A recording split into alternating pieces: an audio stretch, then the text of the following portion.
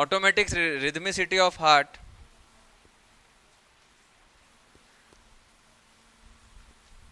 देखो हार्ट जो है वो दो तरीके से काम करता है ना। उसको जो सिग्नल मिलता है हार्ट बीट के लिए वो दो तरीके से मिलता है। क्या बेटा, एक न्यूरल और एक सेल्फ, एक मस्कुलर और एक न्यूरल।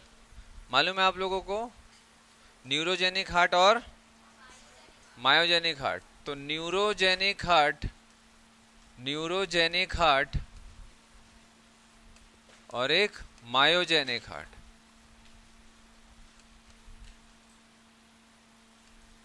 अब हम लोगों का कौन सा होता है, मायोजेनिक हार्ट। मायोजेनिक, मायो का मतलब क्या होता है भैया, मनीष नहीं बताओगे?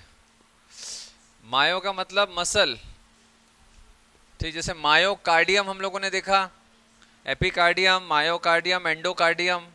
तो मसल वाला लेयर कौन सा था, मायोकार्डियम, ठीक है। तो मायो मतलब मसल, जेनिक मतलब जो जनरेट करता है, ठीक है। तो देखो हार्ट जो रहता है वो इलेक्ट्रिकल एक्टिविटी के थ्रू कॉन्ट्रैक्शन करता है ना। हार्ट में जो सिग्नल जाता है वो इलेक्ट्रिकल एक्टिविटी होता है। तो मायोजेनिक हार्ट में मसल ही इलेक्ट्रिकल सिग्नल जनरेट करता है और मसल्स का कॉन्ट्रैक्शन होता है, ठीक है। जैसे कि हमारा जो हार्ट है उसको कॉन्ट्रैक्ट करने के लिए, हार्ट बीट करने के लिए, है ना, पंपिंग कराने के लिए ब्रेन से हम सिग्नल नहीं देते हैं, वो ऑटोमेटिक होता है। लेकिन एक दूसरा चीज होता है कि भाई ब्रेन से सिग्नल जाता है, ऑटोनॉमिक नर्वस सिस्टम के थ्रू जाता है। जैसे हमारे इंटरनल ऑर्गन्स को, जैसे हम खाना खाते हैं तो पेरिस्टाल्टिक मूवमेंट हो गया, ठीक है। और स्टमक में गैस्ट्रिक जूस का सिक्रेशन हो रहा है, और स्टमक में चर्निंग मूवमेंट हो रहा है। स्मॉल इंटेस्टाइन, लार्ज इंटेस्टाइन में जो कॉन्ट्रैक्शन रिलैक्सेशन हो, दैट इज पेरिस्टाल्टिक मूवमेंट हो गया। हमारा जो यूरिनरी ब्लैडर हो गया, यूरिनरी ब्लैडर के जो वेल्व्स होते हैं यूरिन पास करने के लिए, उसको ओपन करना है तो वो हमारे ब्रेन से सिग्नल जाता है ना। समझ आ रहा बात, है ना। तो जैसे हमारे लंग्स को एक्सपांड होना है, फिर कॉन्ट्रैक्ट होना है, रिलैक्स करना है, तो ये जो लंग्स इंस्पिरेशन एक्सपिरेशन हो रहा है, ब्रीथिंग हो रहा है, तो ये भी आप सोच के नहीं करते हो, बिना सोचे करते हो, ऑटोमेटिक होता है ना, ठीक है। तो जरूर क्या हो रहा होगा कि भाई ऑटोमेटिक सारी चीजें हो रही है, मतलब ब्रेन से वो रेगुलेट हो रहा है। ब्रीथिंग भी जैसे हम लोग पढ़े हैं तो ब्रेन से रेगुलेट हो रहा है। हाँ, समझ आ रहा है। तो हार्ट भी क्या ब्रेन से रेगुलेट होता है? तो जनरली ब्रेन से रेगुलेट नहीं होता, वो कुछ स्पेशल केसेस में बस हार्ट जो रहता है वो ऑटोमेटिकली हार्ट बीट बढ़ेगा या कम होगा, वो ये स्पेशल केस है। बट इन जनरल जैसे आप लोगों के बॉडी में जो अभी हार्ट नॉर्मली बीट कर रहा है, ठीक है, वो सारे के सारे सेल्फ ऑटो जनरेटेड सिग्नल के थ्रू हो रहा है। तो ये सेल्फ या ऑटो जनरेटेड सिग्नल हार्ट में कहाँ से आते हैं? तो हार्ट तो पूरा एक मस्कुलर स्ट्रक्चर है, तो हार्ट में कुछ मसल्स, स्पेशल टाइप के नोड्यूल्स का फॉर्मेशन होता है, ठीक है। वो नोड्यूल्स जो होते हैं वो ऑटो जनरेट करते हैं सिग्नल को, दैट इज इलेक्ट्रिकल सिग्नल को। समझ आया बात, ठीक है। तो उसको हम लोग ऐसे नोड बोलते हैं, हम लोग आगे देखेंगे।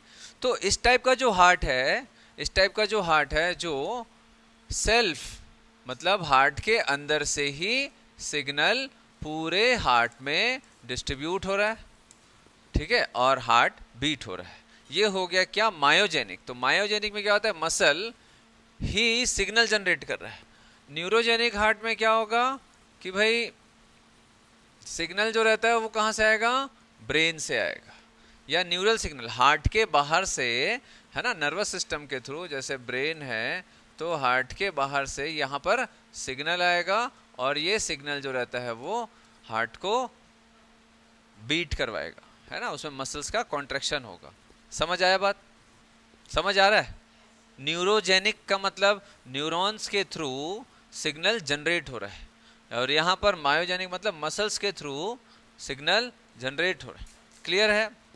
तो मायोजेनिक हार्ट किस में मिलेगा? चलो इस लिख लो, इसको एग्जांपल्स लिखेंगे फिर दोनों का।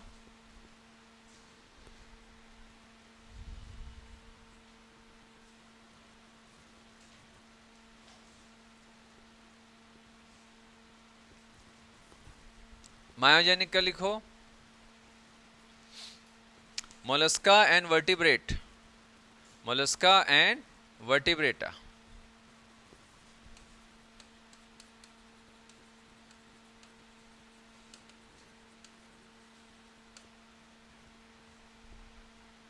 न्यूरोजेनिक का लिखेंगे arthropods and some annelids, arthropods and some annelids.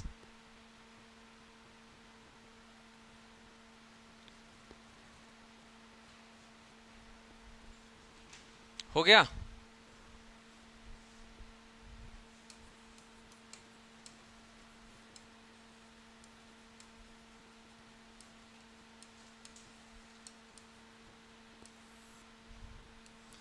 हटा दूं?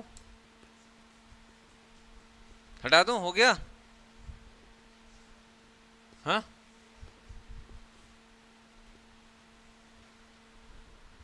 चलो। कंडक्टिंग सिस्टम ऑफ हार्ट,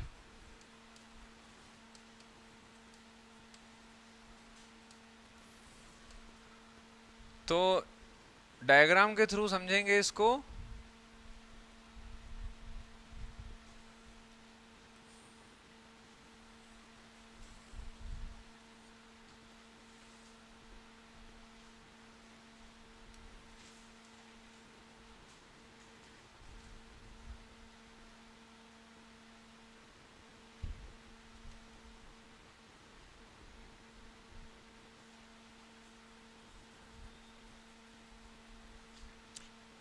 ये कौन सा चैम्बर है? राइट एट्रियम, ये लेफ्ट एट्रियम, ये लेफ्ट वेंट्रिकल, ये राइट वेंट्रिकल।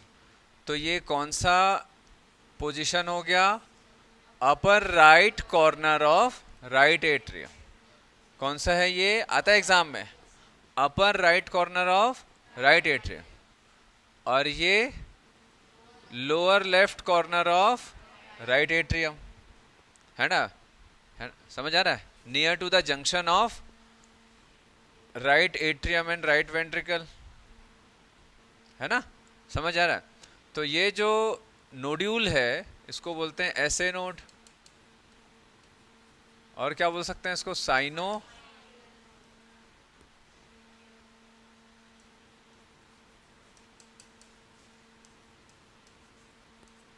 और इसको पेसमेकर भी बोलते हैं। ये क्या चीज है? एवी नोड, और उसको क्या बोलते हैं? हाँ बेटा, फुल फॉर्म क्या है बेटा? एट्रियो वेंट्रिकुलर,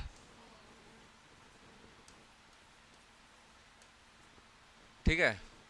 फुल फॉर्म ही नहीं पता रहता है कई बार लोगों को, तो भी बड़ा परेशानी है ना? चलो, तो हम लोगों ने दो नोड देख लिया। अब ध्यान से समझेंगे, उसके अलावा हमारे पास कुछ और चीजें हैं। यहाँ से यहाँ से कुछ ऐसा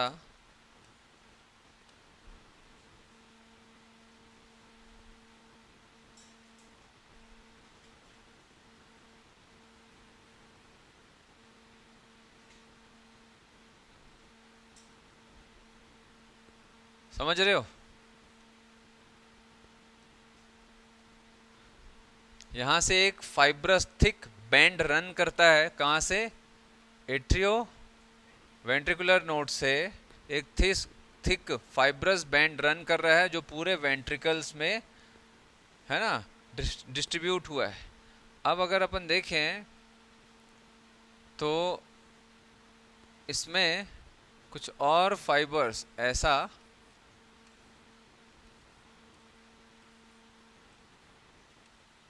यहाँ से कुछ और थोड़े से, जितना ये मोटा है उससे थोड़ा सा पतला फाइबर्स यहाँ से बाहर निकलता है, ठीक।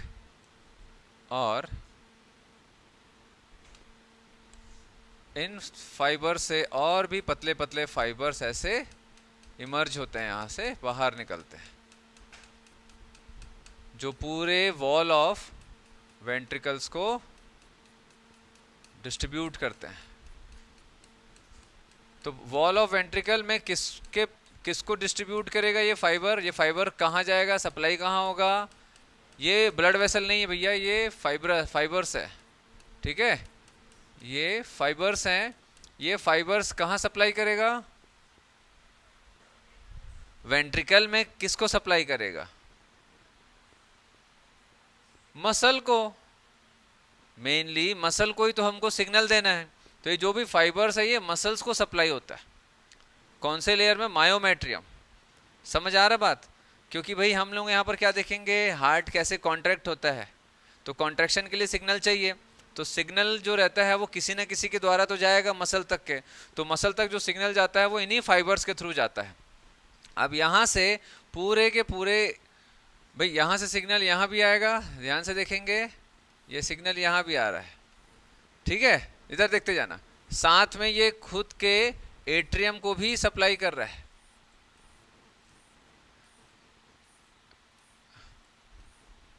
समझ आया? तो यहाँ पर क्या हो रहा है कि ये सिग्नल ऐसा भी जा रहा है, किसको जा रहा है बोलो? ऐसे नोड से सिग्नल एवी नोड को भी जा रहा है। किसके थ्रू जा रहा है? फाइबर्स के थ्रू जा रहा है। फिर वहाँ से एवी नोड से एक बंडल में ये सिग्नल पहुँचेगा, ठीक है, अपन देखेंगे एक एक करके। फिर ये जो थिक फाइबर है वहाँ से एक इंटरमीडिएट फाइबर्स वाइट कलर का दिख रहा होगा, वहाँ सिग्नल गया, और वहाँ से एकदम फाइन फाइबर्स के थ्रू पूरा वेंट्रिकल के मसल्स को सिग्नल सप्लाई होगा, ठीक है। तो अपन एक एक करके देखेंगे कि सिग्नल कहाँ कहाँ जाता है। तो ऐसे नोड से जो सिग्नल है भैया वो कहाँ गया? एवी नोड, ठीक है। अब एवी नोड से ये जो थिक फाइब्रस बैंड दिख रहा है मोटा सा, इसको क्या बोलते हैं? Bundle of his, bundle of his. और जो एकदम पतले पतले से जो फाइबर्स हैं उसको बोलते हैं परकिंजे फाइबर, परकिंजे फाइबर। तो एवी नोड से सिग्नल कहाँ जाएगा बेटा? बंडल ऑफ हिस, और वहां से सिग्नल परकिंजे फाइबर। देखो ये जो ट्रांसमिशन का जो पाथवे होता है ना वो आ सकता है एग्जाम में, ठीक है, क्योंकि आजकल जो नीट में जो पैटर्न चल रहा है वो एकदम बेसिक चीजें हैं, आपको एकदम जीरो लेवल की चीजें आनी चाहिए। परकिंजे फाइबर से कहाँ जाएगा? कहाँ जाएगा? Cardiac muscle.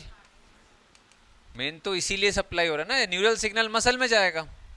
एपिकार्डियम में या एंडोकार्डियम में सप्लाई करने से इसको कुछ फायदा तो होना नहीं है, ठीक है। तो कार्डियक मसल, क्लियर है इतना?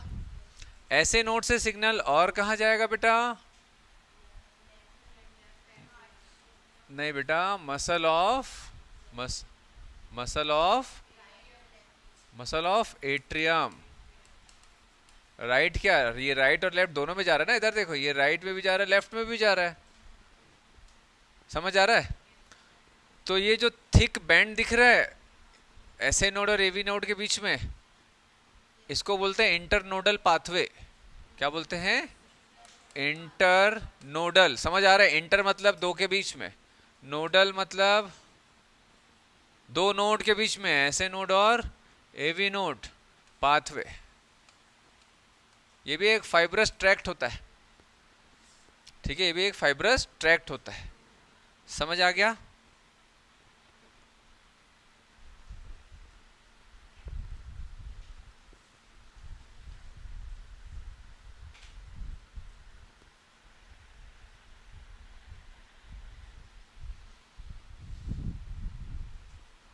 चलो आसान है,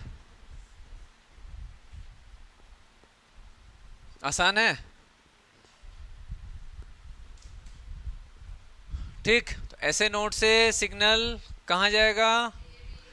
साथ में मसल ऑफ एट्रियम में भी जाएगा, क्योंकि भाई एट्रियम के मसल्स का भी तो कॉन्ट्रैक्शन होगा, तो उसको सिग्नल भी तो चाहिए ना, तो वो सिग्नल कहाँ से मिलेगा? ऐसे नोड से ही मिलेगा। फिर एवी नोड से सिग्नल कहाँ जाएगा? बंडल ऑफ से परकिंजे फाइबर। ठीक, समझ आया? चलो, तो मेनली ये ध्यान रखना है आपको।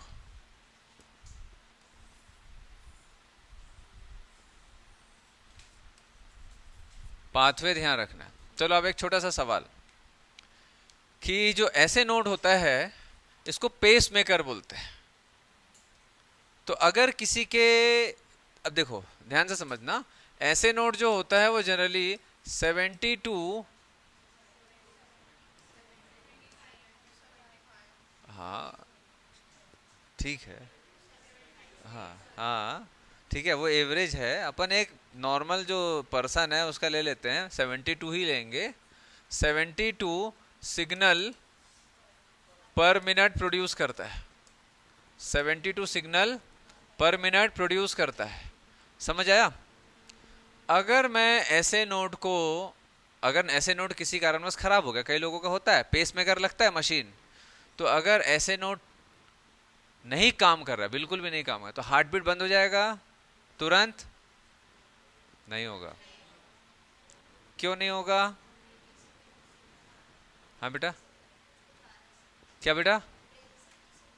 ब्रेन से सिग्नल बेटा, हार्ट नॉर्मल ऑटोमेटिक है ना, इसीलिए तो नाम है ऑटोमेटिक रिदमिसिटी। का मतलब क्या होता है? हार्ट, हाँ, आप बेटा ब्रेन से सिग्नल अगर आएगा, इसका मतलब है कि अगर आप हार्ट को, हार्ट का कनेक्शन अगर ब्रेन से हटा दो तो हार्ट काम करना बंद कर देना चाहिए।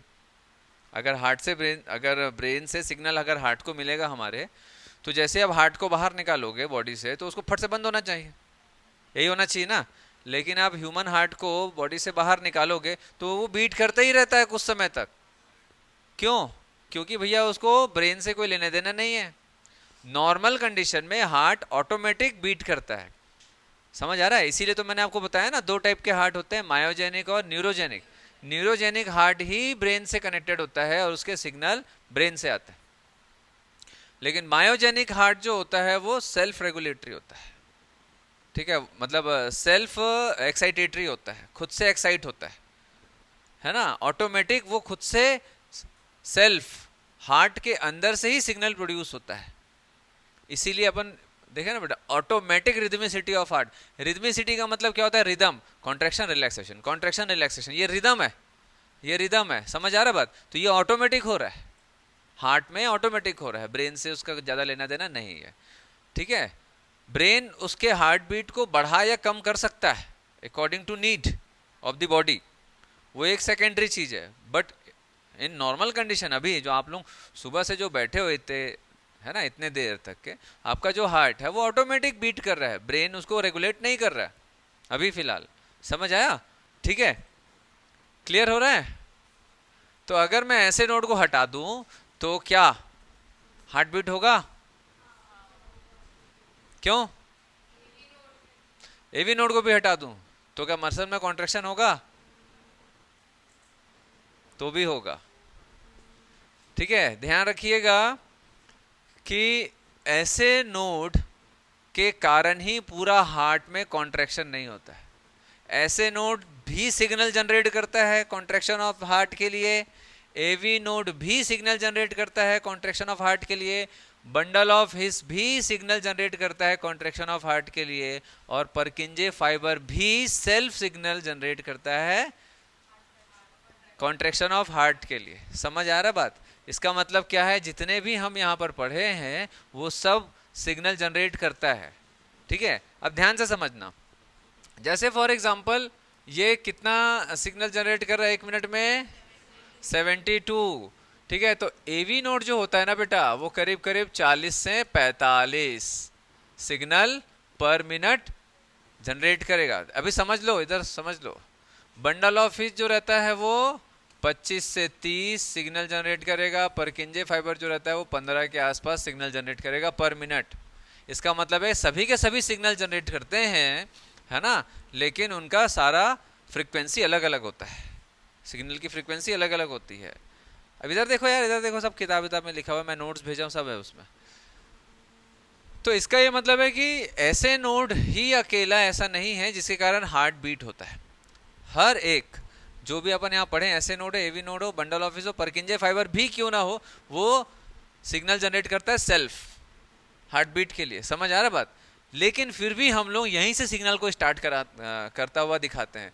ऐसा इसीलिए है क्योंकि यहां से 72 सिग्नल पर मिनट जनरेट होता है, समझ आ रहा है। तो यहां से सबसे स्ट्रॉन्ग इंपल्स रिलीज होता है।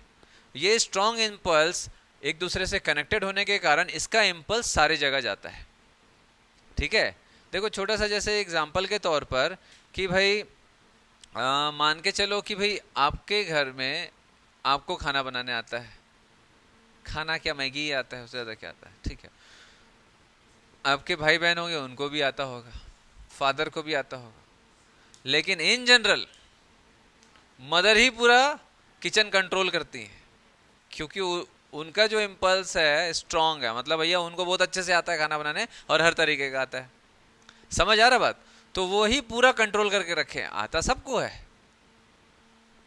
अगर 6 साल के बच्चे को मैगी बनाने बोले और सिखा दोगे तो भी बना देगा, समझ आ रहा बात। लेकिन सीधा ऊपर से ही आता है सारा चीज, ठीक है।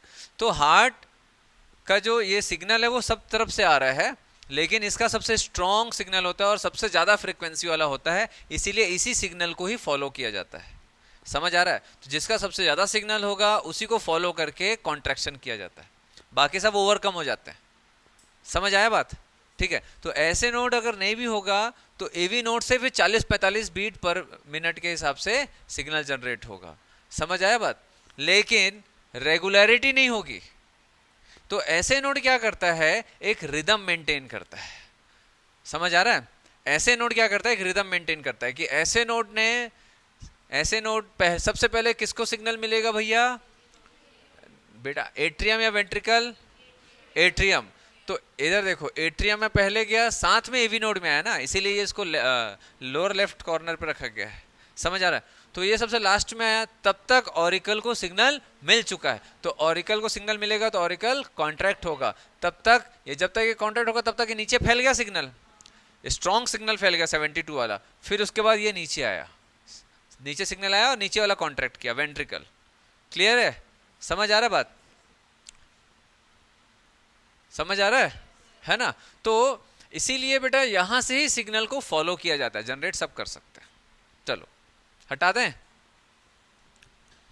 तो कई लोगों का जो ऐसे नोड काम नहीं करता है उनमें रिदम मेंटेन नहीं होता, क्यों, क्योंकि ऑरिकल में बहुत ज्यादा सिग्नल ही नहीं जनरेट होगा, वेंट्रिकल कॉन्ट्रैक्ट होगा, समझ आ रहा है। और ये जो एवी नोड है इससे थोड़ा बहुत ही ऑरिकल में कॉन्ट्रैक्शन हो पाएगा। तो इसीलिए जो रिदम होता है ना, ऑरिकल वेंट्रिकल, ये रिदम मेंटेन नहीं हो पाता, इररेगुलर पैटर्न में हार्ट बीट होता है।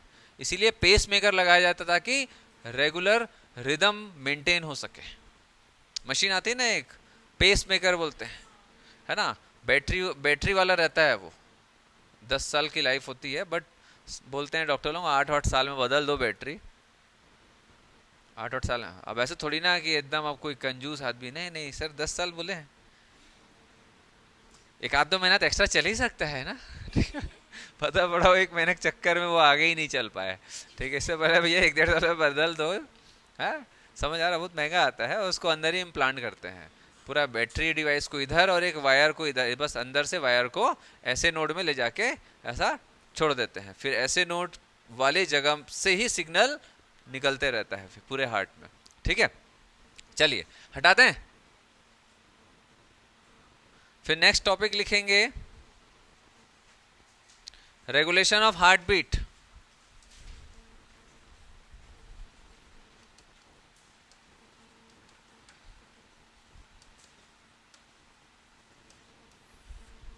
तो signal for heart beat is generated by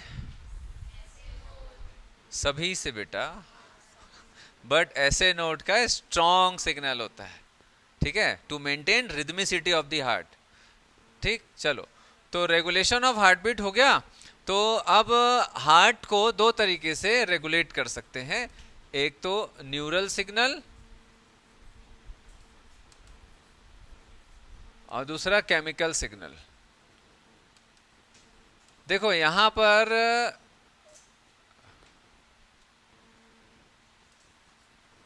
chemical signal जो रहता है वो बाय हार्मोन्स होता है,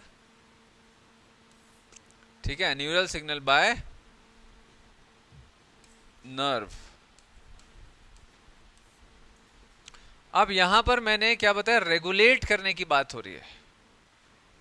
ठीक है, क्या रेगुलेटर के बिना ये पंखा चल सकता है? चल सकता है, बस कम ज्यादा नहीं कर सकते, लेकिन चल सकता है ना। वैसे ही रेगुलेशन एक अलग चीज है। बिना रेगुलेशन के हार्ट बीट हो रहा था ना, लेकिन हमको जरूरत के हिसाब से हार्ट बीट बढ़ाना है या कम करना है, तो उसके लिए रेगुलेटर चाहिए। तो आपको मालूम है कि ब्रीथिंग का रेगुलेशन कहाँ से होता है? ब्रेन के कौन से पार्ट से होता है? मेडुला, है ना। रेस्पिरेटरी रिदम, रेस्पिरेटरी रिदम मतलब रेगुलेशन ऑफ रेस्पिरेशन किसके द्वारा हो रहा था? मेडुला ऑब्लोंगेटा के through. It is a part of hind brain. Fore brain, mid brain, hind brain, तीन टाइप का तीन पार्ट होते हैं ब्रेन के। हाइंड ब्रेन याद आ रहा है? तो उस समय मैंने बताया था कि जो भी वाइटल एक्टिविटीज होते हैं, इनवॉलेंट्री वाइटल एक्टिविटीज होते हैं, उनको कौन कंट्रोल करता है? Medulla oblongata. चाहे वो ब्रीथिंग हो, चाहे वो हार्ट रेट हो, चाहे वो गैस्ट्रिक एसिड सिक्रीशन हो। समझ आया? ठीक है, चलिए। तो नर्व, तो यहां पर जो नर्व काम करता है that is 10th cranial nerve. 10th cranial nerve, 10th cranial nerve, उसको हम लोग वेगस नर्व भी बोलते हैं। ये कहां से आता है? Signal generated from medulla, part of hind brain.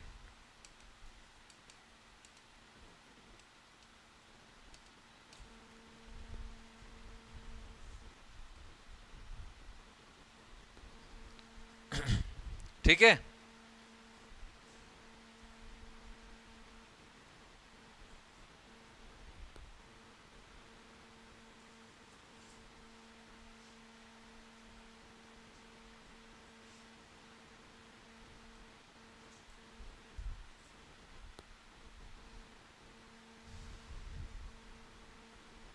तो neural signal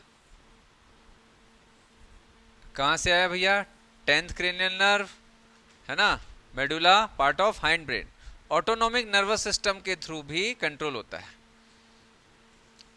autonomic nervous system में बाय एएनएस, शॉर्ट में लिख रहा हूं, आप लोग फुल फॉर्म लिख लो। Autonomic nervous system, full form लिख लो। Autonomic by autonomic nervous system,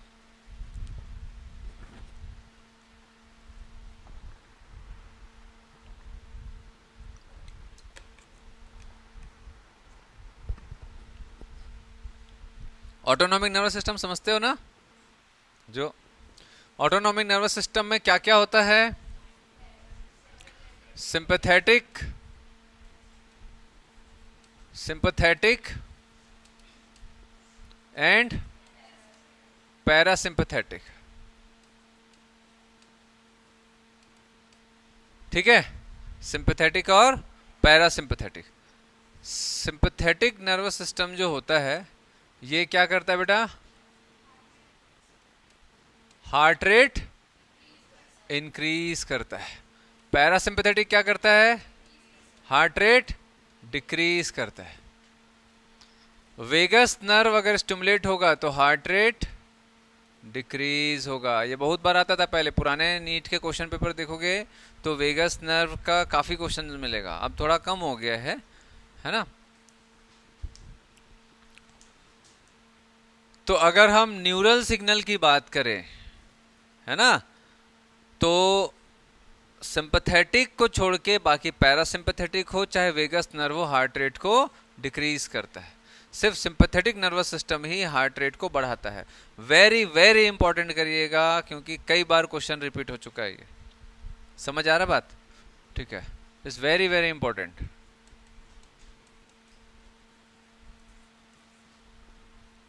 sympathetic का बस ध्यान रखिएगा, बाकी जो भी न्यूरल सिग्नल होगा सब हार्ट रेट को डिक्रीज करेगा। एक को याद रखना है, सिर्फ सिंपैथेटिक बढ़ाएगा, बाकी सब कम करेगा। क्लियर है?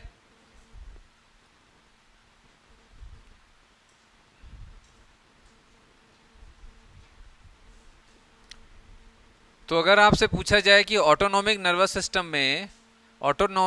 सिस्टम के थ्रू हार्ट रेट को रेगुलेट करना है, तो autonomic nervous system heart rate को बढ़ाएगा या कम करेगा? दोनों करेगा। क्लियर है बात? दोनों करेगा, क्योंकि ऑप्शन ऐसे ही आएगा, increases heart rate, decreases heart rate, ठीक है, बोथ, नन। समझ आया? और अगर कॉन्सेप्ट नहीं पता रहेगा तो गए काम से। सिर्फ सिंपैथेटिक बढ़ाएगा, बाकी सब कम करेगा। ठीक है? क्यों ऐसा? क्योंकि बेटा हार्ट रेट बढ़ाने के लिए और भी दूसरे फैक्टर्स होते हैं। हार्ट रेट को बढ़ाने के लिए ब्रेन के अलावा और भी दूसरे फैक्टर्स होते हैं। क्या? हॉर्मोन्स। हॉर्मोन्स भी होते हैं हार्ट रेट को बढ़ाने के लिए। तो हार्मोन, कौन कौन से हार्मोन, ये बहुत इंपॉर्टेंट है। हार्मोन्स के थ्रू एड्रेनलिन, नॉर एड्रेनलिन, और इसको एपिनेफ्रिन भी बोलते हैं, और इसको नॉर एपिनेफ्रिन एंड थायरोक्सिन। ये 3 हार्मोन याद रखिएगा जो हार्ट रेट को अफेक्ट करते हैं।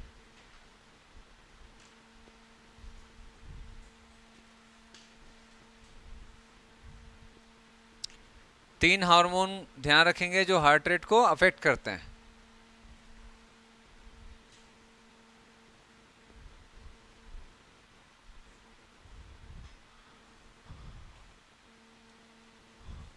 और ये तीनों के तीनों हार्ट रेट को बढ़ाते हैं। ये तीनों के तीनों हार्ट रेट को बढ़ाते हैं।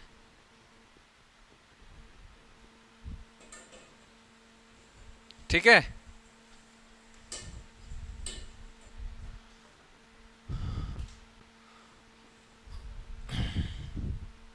तो यहां से क्या समझ आया? हार्ट रेट को बढ़ाने के लिए बहुत सारे फैक्टर्स हो सकते हैं। जितने भी हार्मोन्स होते हैं सब हार्ट रेट को बढ़ाते हैं। क्यों? जरूरत के हिसाब से। Adrenaline is a emergency hormone. समझ आ रहा है? एड्रेनलिन, नॉर एड्रेनलिन इमरजेंसी में यूज होता है। तो इमरजेंसी में हमारी बॉडी को ज़्यादा एनर्जी चाहिए होता है। ज़्यादा एनर्जी के लिए बॉडी को ऑक्सीजन और न्यूट्रिएंट्स ज़्यादा चाहिए, और ज़्यादा ऑक्सीजन न्यूट्रिएंट के लिए जल्दी जल्दी ब्लड सप्लाई होना चाहिए। जल्दी जल्दी ब्लड सप्लाई करने के लिए हार्ट को जल्दी जल्दी पंप करना पड़ेगा, दैट इज हार्ट रेट बढ़ाना पड़ेगा। ठीक है?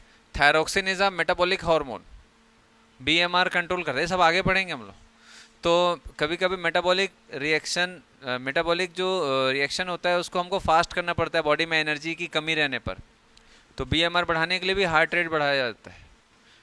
ठीक है? अभी बस ध्यान रखो, बाकी आगे पूरा अपन एक एक करके इसको डिटेल में पढ़ेंगे। चलो, तो ब्रेन का पार्ट अगर हम बात करें तो हार्ट रेट किससे अफेक्ट होगा? Medulla oblongata, that is part of hind brain. Medulla oblongata vital activity को कंट्रोल करता है। हार्ट रेट के अलावा रेस्पिरेशन, मतलब ब्रीथिंग, रेस्पिरेटरी रेट और ब्रीथिंग, और गैस्ट्रिक एसिड सिक्रेशन।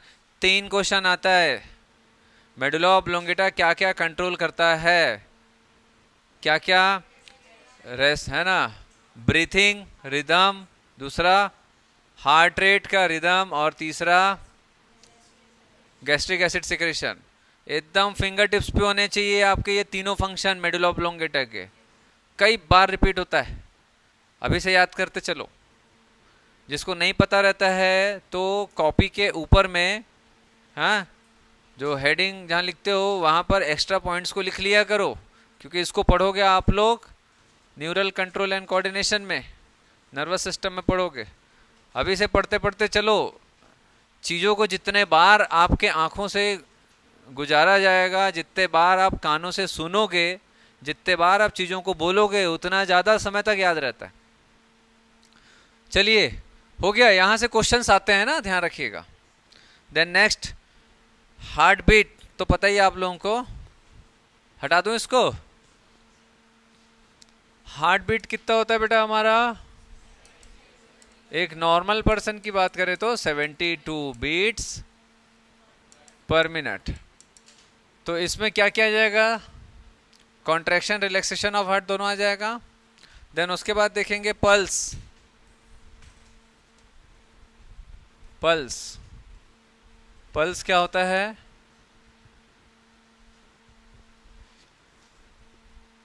बोलो sir.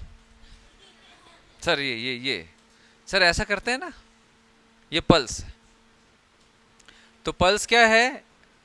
Distension felt, distension felt in radial artery, ठीक है, डिस्टेंशन फेल्ट इन रेडियल, जो हमको एक डिस्टेंशन फेल्ट फील होता है ना बेटा, मतलब जैसे एक पतला सा पॉलीथीन वाला जो पाइप है, अगर वो नल से जुड़ा हुआ है तो एक जन को वहाँ खड़ा करा दो, नल चालू बंद करेगा, इमेजिन करो चालू बंद करेगा, और वो ऐसे पकड़े हुए हो पाइप को, पॉलीथीन वाला है ना, ठीक है, उसको चालू बंद करेगा तो पानी तेजी से आएगा, फिर कम हो जाएगा, फिर तेजी से आएगा, फिर कम हो जाएगा।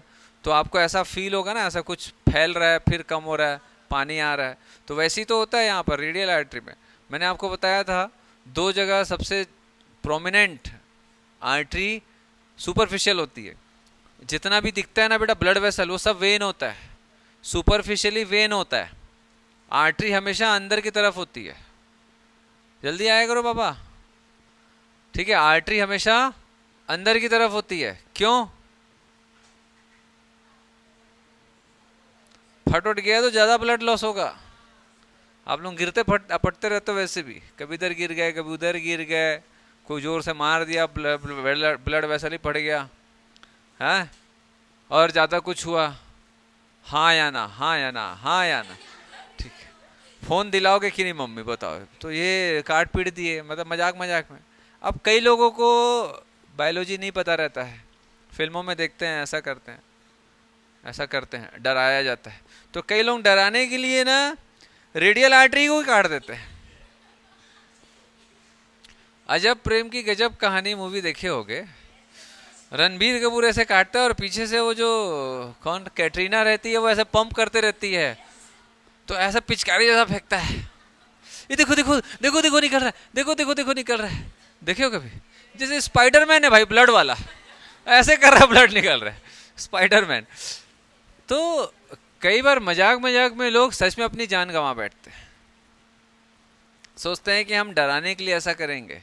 अरे भाई यहाँ डरा ले, इधर मार ले, इधर मार ले, कहीं भी कर ले, समझ आ रहा बात? ठीक है, यहाँ मत कर भाई, यहाँ रेडियल आर्टरी होती है, बहुत ज़्यादा प्रेशर हो तो अभी हार्ट के करीब है।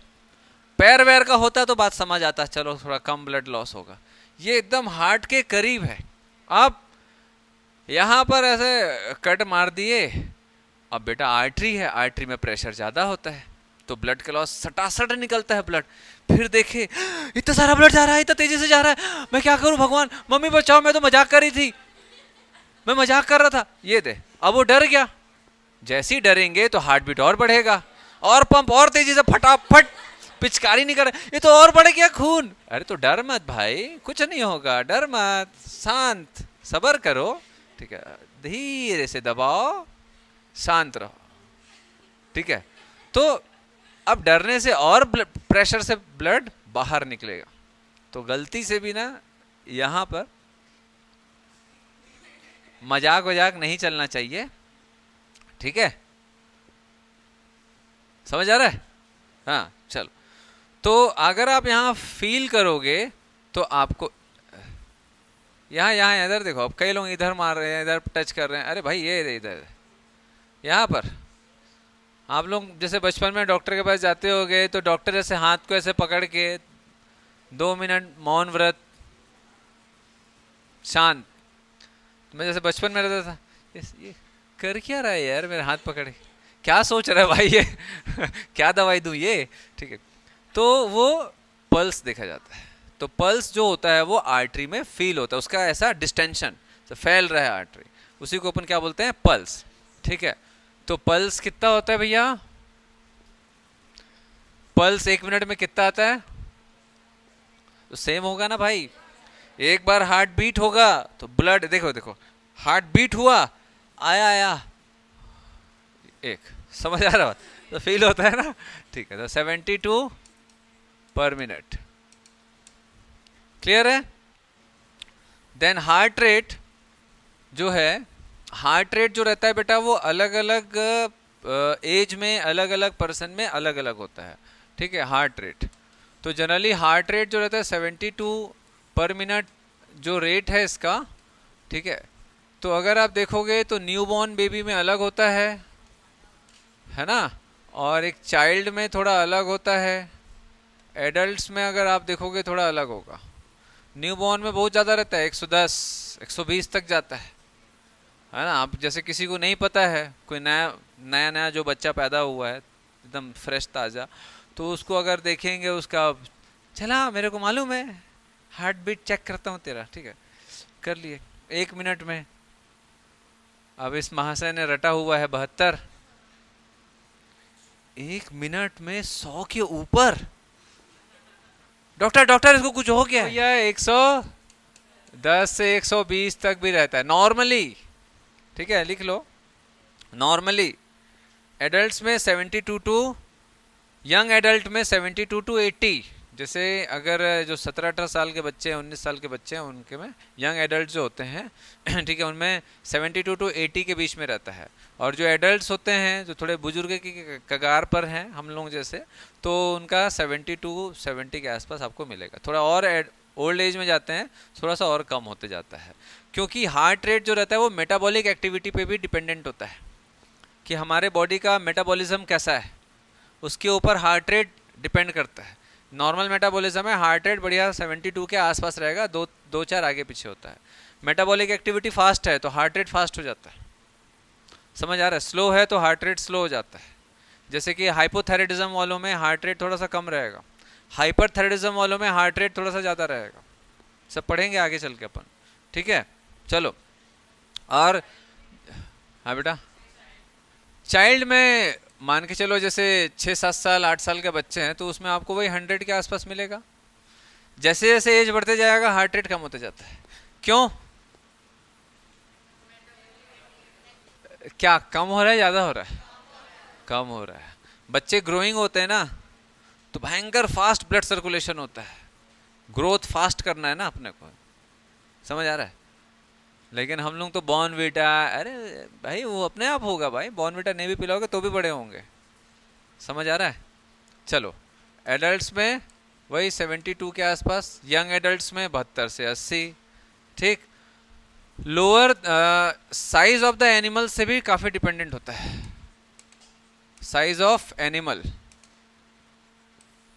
साइज ऑफ एनिमल, ठीक है। मैं थोड़ा बैठ जा रहा हूँ, लिख लो।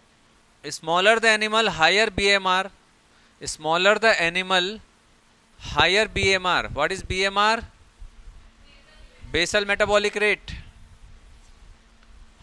Smaller the animal higher BMR, so higher heart rate per minute. Larger the animal, lower BMR, so lower heart rate per minute. Dog और एलिफेंट की बातें चल रही थी, ठीक है। तो डॉग ने बोला कि यार मैं अभी कुछ महीने हुए हैं, प्रेगनेंसी हुए, और मेरे कम से कम 6 बच्चे भी पैदा हो गए। तुमको प्रेगनेंसी स्टार्ट हुए इतना महीने हो गए, अभी तक तुम्हारा एक भी बच्चा नहीं हुआ। तो हाथी, कुत्ते भौंकते हैं, हाथी चलते हैं, ठीक है ठीक है बोल के निकल लिए।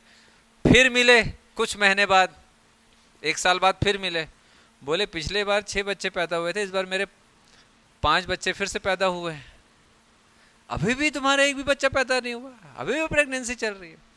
बोले ठीक है, मिलते हैं बाद।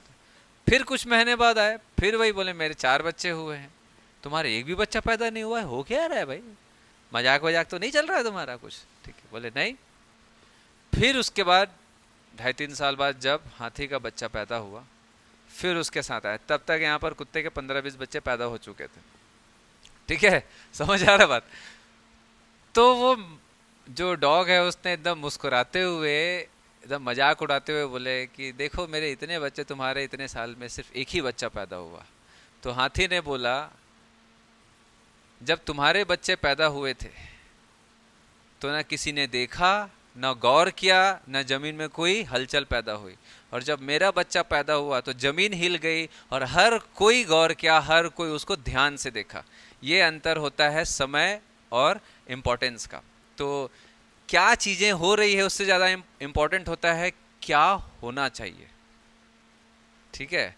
और हर अच्छी चीज को समय लगता है, समझ आ रहा है। तो एक बहुत अच्छी सी एक छोटी सी स्टोरी है और काफी प्रेरणादायक स्टोरी है, क्योंकि कई लोग सक्सेस को मतलब चिप्स कुरकुरे जैसा खाना चाहते हैं। सक्सेस को कुछ लोग चिप्स और कुरकुरे के जैसा खाना चाहते हैं, पैकेट फाड़े और खट से अंदर। लेकिन बेटा ये चिप्स कुरकुरे नहीं, सक्सेस कोई चिप्स और कुरकुरे नहीं होता है। ये एक लॉन्ग टर्म प्रोसेस होता है जिसमें समय लगता है और आपको धीरज बांधना पड़ता है। आपको बहुत सारे लोग बोलेंगे कि अभी तक तुम वही हो, अभी तक तुम ऐसे ही हो, समझ आ रहा है। लेकिन आप सिर्फ अपने सक्सेस पे ध्यान रखो, वही फोकस करो कि मुझे मालूम है कि मैं क्या कर रहा हूं या क्या कर रही हूं।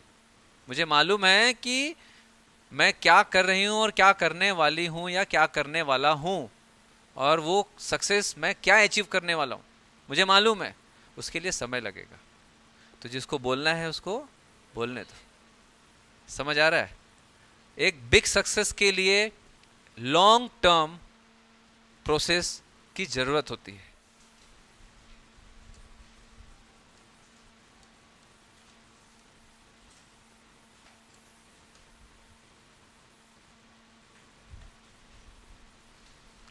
अब देखो कार्डियक साइकिल क्या है कि जो हार्ट है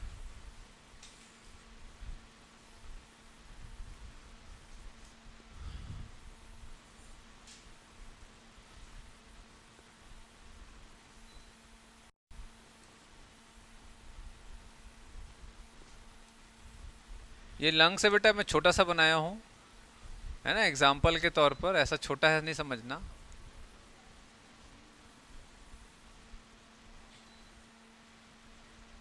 ये क्या है भैया, खेलो मत भाई उससे।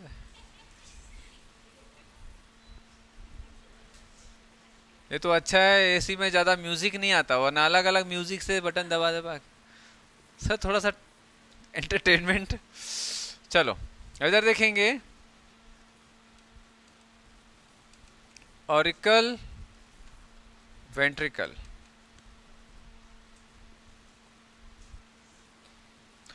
कार्डियक साइकिल क्या है बेटा, एक कॉन्ट्रैक्शन एंड रिलैक्सेशन जब कंप्लीट होता है तो उस ड्यूरेशन को अपन कार्डियक साइकिल, मतलब उस प्रोसेस को अपन कार्डियक साइकिल बोलते हैं, ठीक है।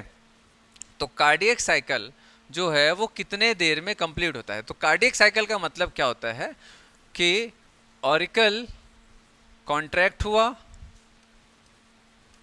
जिसको हम लोग सिस्टोल बोलते हैं, देन ये ऑरिकल रिलैक्स हुआ जिसको हम लोग डायस्टोल बोलते हैं, देन वेंट्रिकल कॉन्ट्रैक्ट हुआ जिसको हम लोग सिस्टोल बोलते हैं, वेंट्रिकल रिलैक्स हुआ जिसको हम लोग डायस्टोल बोलते हैं, ठीक है। चलिए, तो जो बुक में लिखा है उसको पहले अपन डिस्कस करते हैं। तो ये कंप्लीट जो प्रोसेस होता है, ये जो कंप्लीट प्रोसेस होता है इसमें 0.8 सेकेंड का समय लगता है। ड्यूरेशन जो है वो मतलब हार्ट एक बार कॉन्ट्रैक्ट होगा और रिलैक्स होगा, एक साइकिल कंप्लीट, उसी को हम कार्डियक साइकिल बोलते हैं, जिसका ड्यूरेशन 0.8 सेकेंड का होता है। समझ आया कि नहीं, है ना।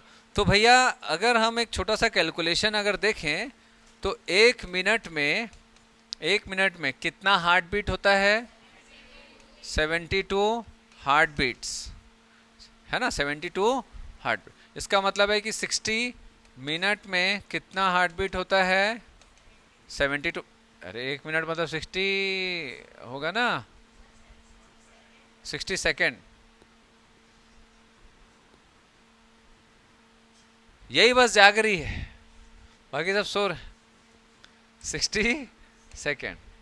चलो तो 60 सेकेंड में 72 हार्ट बीट। तो मैं आपसे पूछूं कि भैया एक हार्ट बीट कितने ड्यूरेशन का होगा?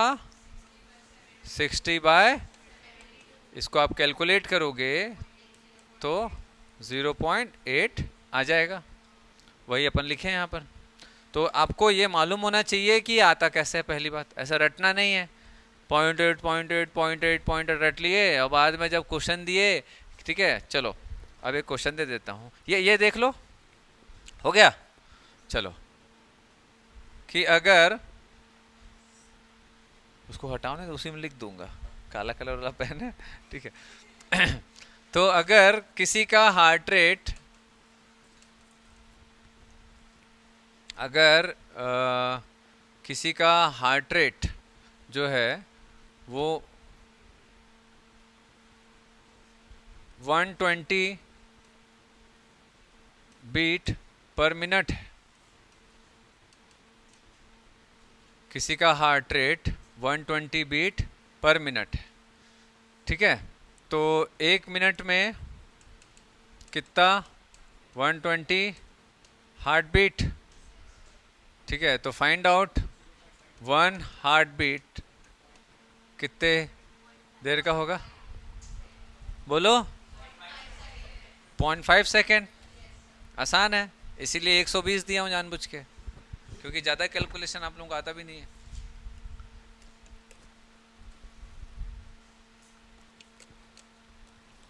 समझ आया? अब यहाँ पर जो क्वेश्चन रहेगा उसमें ऑप्शन सबसे पहले क्या रहेगा? 0.8 सेकेंड। समझ आ रहा है?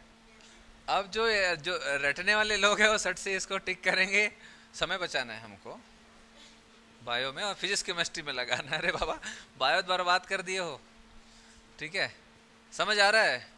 तो कभी कभी ऐसा क्वेश्चन आ जाता है कि भैया हार्ट बीट इतना है तो उसका कार्डियक साइकिल कितने ड्यूरेशन का होगा, ठीक है।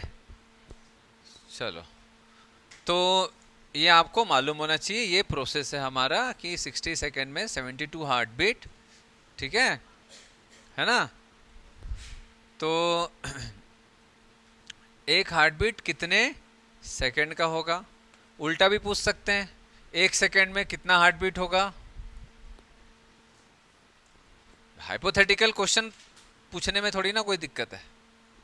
अगर आपको मैं यहीं पर पूछ दूं कि भैया एक सेकेंड में कितना हार्ट बीट है, निकालो।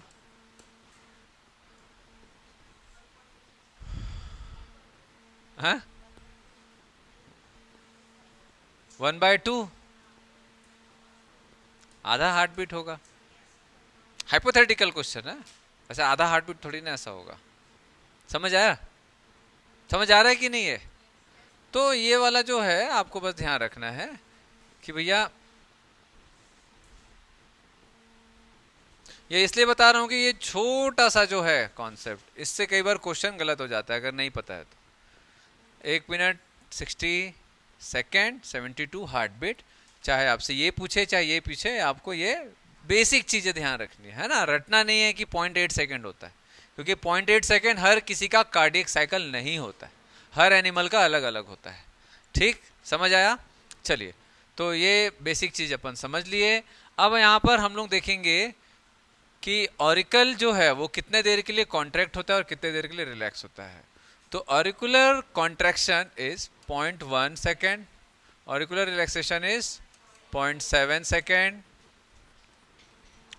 Auricular ventricular contraction is 0.3 second और वेंट्रिकुलर डायस्टोल या रिलैक्सेशन इज 0.5 सेकेंड। टोटल करोगे तो कितना आएगा? है 0.16 की 1.6 बेटा, कितना आएगा? 1.6 क्या सेकेंड। अच्छा ये गलत है क्या? ये गलत नहीं है, सही है। ये भी सही है, ये भी सही है, ये भी सही है। तो ये सही है कि गलत है? ये भी सही है।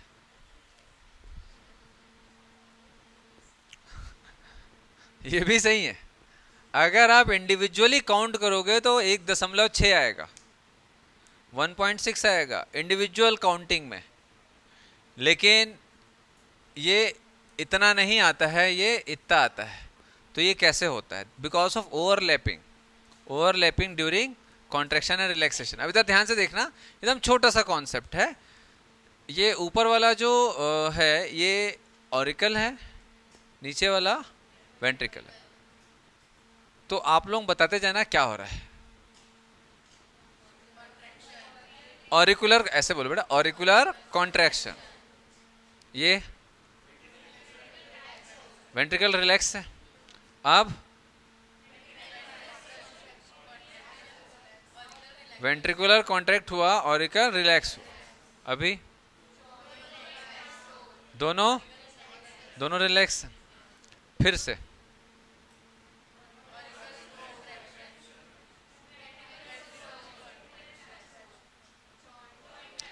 अब ये जब कर रहे हैं तो ये खुला है, और जब ये कर रहे हैं तो ये खुला है। ठीक है, समझ आ रहा बात? ये भी कॉन्ट्रैक्ट नहीं होगा, दोनों तो ऐसे दोनों कॉन्ट्रैक्ट, ऐसे पिचक देंगे, कहाँ जाएगा ब्लड? समझ आ रहा बात? ब्लड जाने के लिए रास्ता तो छोड़ो। ठीक है, अब दोनों को ऐसे दबा रहे हैं, ब्लड पंप जाएगा कहाँ? कंफ्यूज, कहाँ जाऊँ? ठीक है, तो ड्यूरेशन बताएंगे अब। ऑरिकुलर कॉन्ट्रैक्शन का ड्यूरेशन 0.1 सेकेंड, वेंट्रिकुलर कॉन्ट्रैक्शन का 0.3 सेकेंड। कितना हो गया? 0.4 सेकेंड। अब एक ऐसा समय आएगा कि दोनों एक साथ रिलैक्स रहेंगे 0.4 सेकेंड के लिए, उसको जॉइंट डायस्टोल बोलते हैं। तो कितना देर हो गया टोटल? फिर से काउंट करो, 0.1, 0.3, 0.4 के लिए दोनों एक साथ रिलैक्स, 0.1, 0.3, 0.4 हो गया, और 0.4 के लिए दोनों एक साथ रिलैक्स। कितना देर हो गया टोटल? 0.8 सेकेंड। समझ आ रहा है?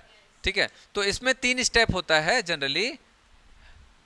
ये मैं इंडिविजुअल ऐसे ही बताया हूँ जानबूझ के, ताकि आप इंडिविजुअल को भी समझ सको। ठीक है, तो अगर हम बात करें तो सबसे पहला जो स्टेप होगा ऑरिकुलर कॉन्ट्रैक्शन 0.1 सेकेंड, दूसरा वेंट्रिकुलर कॉन्ट्रैक्शन 0.3 सेकेंड, देन तीसरा जॉइंट डायस्टोल, डायस्टोल मतलब रिलैक्सेशन 0.4 सेकेंड, टोटल 0.8 सेकेंड। अब ध्यान से समझना इसको कि अब इधर देखो, यहाँ पर जो जब ये कॉन्ट्रैक्ट होता है, तो अगर आपसे पूछ दिया कि overall relaxation time, complete relaxation time सबसे ज्यादा किसका होता है, तो अगर आप इंडिविजुअल नहीं जानते हो तो कहानी खत्म हो जाएगी। समझ आ रहा है? इंडिविजुअल नहीं जानते हो तो कहानी खत्म है, क्योंकि बुक में इंडिविजुअल नहीं लिखा है, आप बुक में ये वाला है। ठीक है, लेकिन इससे भी समझा जा सकता है, लेकिन ज़्यादा मेहनत करना पड़ेगा ना समझने के लिए। ये सिंपल है। तो सबसे ज़्यादा रिलैक्स कौन कर रहा है? ऑरिकल। टोटल ड्यूरेशन कितना है रिलैक्सेशन का? 0.7 सेकेंड। ठीक है, सबसे ज़्यादा समय के लिए कॉन्ट्रैक्शन कौन करता है? वेंट्रिकल। ठीक है, अब क्यों करता है?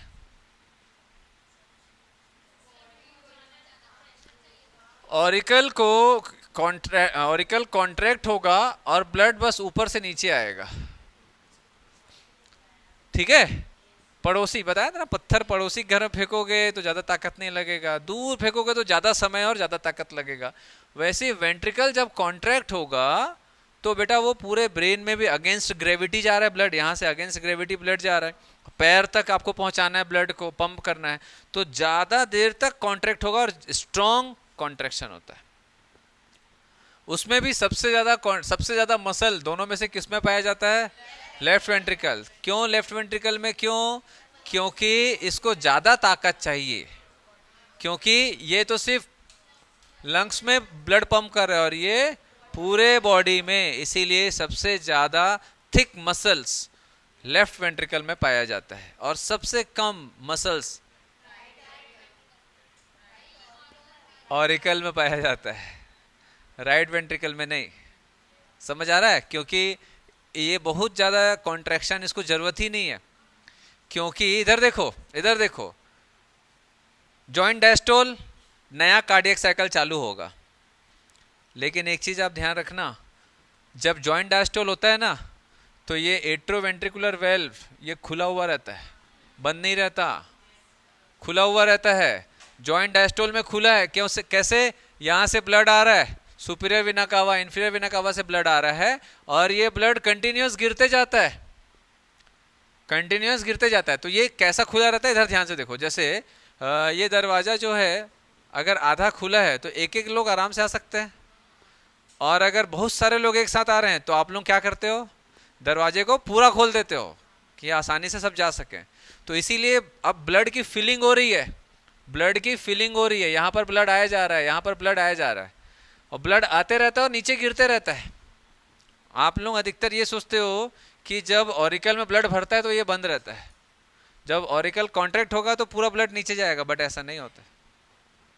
70% ब्लड जो यहाँ आता है वो नीचे गिरते ही जाता है, 30% ब्लड को पंप करके नीचे डाला जाता है। समझ आ रहा है? कॉन्सेप्ट समझ आ रहा है? तो जब जॉइंट डायस्टोल होता है उस समय ब्लड गिरते ही जा रहा है, कहाँ? ऑरिकल में, ऑरिकल से ब्लड नीचे। तो दरवाजा कुछ इस तरीके का रहता है, दरवाजा कुछ इस तरीके का खुला रहता है, ट्राइकस्पिड बाइकस्पिड वेल कुछ इस तरीके का खुला रहता है। जैसे ही ऑरिकुलर कॉन्ट्रैक्शन होता है, खट से खुलता है और फट से नीचे गिरता है 30% ब्लड। 30-35% ब्लड जो बचा हुआ है, दरवाजा रोक के रखा है ना, तो फटाक से वो ऑरिकल कॉन्ट्रैक्ट होगा और ये दरवाजा पूरा खुलेगा और सट से ब्लड नीचे, फिर उसके बाद वेंट्रिकल कॉन्ट्रैक्ट होगा और ये दरवाजा फट से बंद हो जाएगा। समझ पा रहे हो? समझ पा रहे हो? ठीक है। तो अब यहां देखना ओवरलैपिंग किसका होता है। जब ऑरिकल कॉन्ट्रैक्ट हो रहा है, नया कार्डियक साइकिल स्टार्ट हो रहा है 0.1 सेकेंड, तो इसका कॉन्ट्रैक्शन के समय वेंट्रिकल कितने देर के लिए रिलैक्स किया? इधर देखो, 0.1 सेकेंड के लिए ये कॉन्ट्रैक्ट किया, तब तक वेंट्रिकल कितने देर के लिए रिलैक्स करेगा? ये तो वैसा हो गया, तुम 2 मिनट रुको, मैं 5 मिनट में आ रहा हूं। तुम 2 मिनट रुको, मैं 5 मिनट में आ रहा हूं, ऐसे ही हो गया ना? होता है ना ऐसा? ऐसे कैसे पॉसिबल है? तुम 0.1 सेकेंड के लिए कॉन्ट्रैक्ट हो रहे हो और ये 0.5 सेकेंड के लिए रिलैक्स कैसे कर लेगा? 0.1 सेकेंड के लिए जब कॉन्ट्रैक्ट होगा तो बस उतने देर के लिए ही तो ये रिलैक्स रहेगा, क्योंकि 0.1 के बाद 0.3 होने वाला है कॉन्ट्रैक्शन। तो अब देखो 0.1 सेकेंड के लिए ये कॉन्ट्रैक्ट किया ऑरिकल, तब तक वेंट्रिकल रिलैक्स मोड पे है। कितने देर के लिए? जितने देर के लिए ये कॉन्ट्रैक्ट करेगा, ब्लड रिसीव भी तो करना है, ठीक है। अब 0.1 के बाद क्या होगा? 0.3, तो 0.3 कॉन्ट्रैक्शन हुआ, तो ये कितने देर के लिए रिलैक्स किया? 0.3। ऐसा नहीं करना है ना, 2 मिनट के लिए रुको, मैं 5 मिनट में आ रहा हूं। तुम 2 मिनट के लिए रुकोगे तो मैं 2 मिनट में पहुंचूंगा, इसका मतलब 2 मिनट का वेटिंग टाइम हुआ।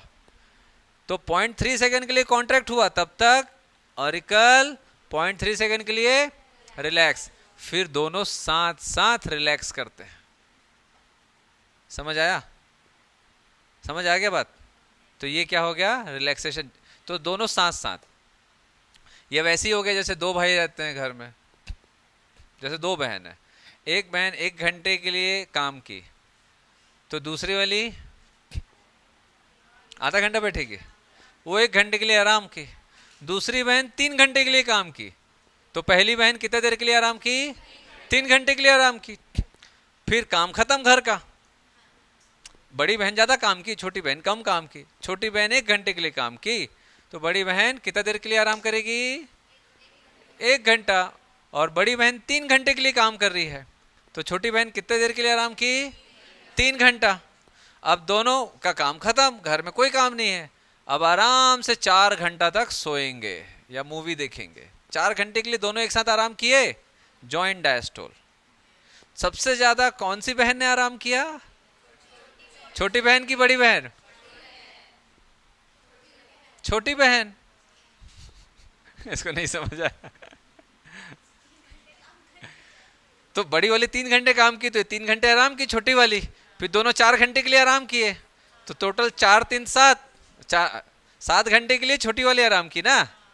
समझ आ रहा है? और बड़ी वाली को कितना आराम मिला? 7 7 4 घंटा की हो और 1 घंटा और बस। वही तो है 0.5 सेकेंड का डायस्टोल वेंट्रिकल। तो छोटी बहन कौन है यहाँ पर? बड़ी बहन वेंट्रिकल। समझ आ रहा है? क्लियर है ना? ठीक है, तो इंडिविजुअल ड्यूरेशन, जॉइंट डायस्टोल, इससे बहुत सारे क्वेश्चन आते हैं। चलो एक क्वेश्चन डिस्कस करते हैं।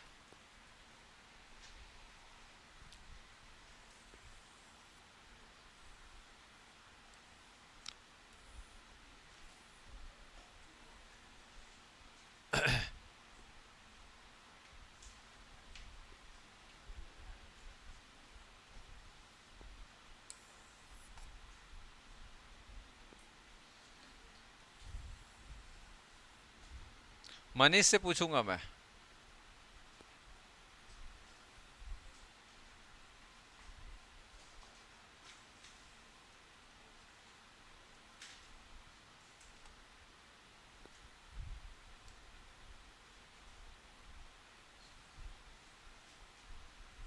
रेडी रहो भैया। और जीतू, जो आउटर सर्कल है ये ऑरिकल का है, जो इनर सर्कल है ये वेंट्रिकल का साइकिल है। ठीक है, चलो।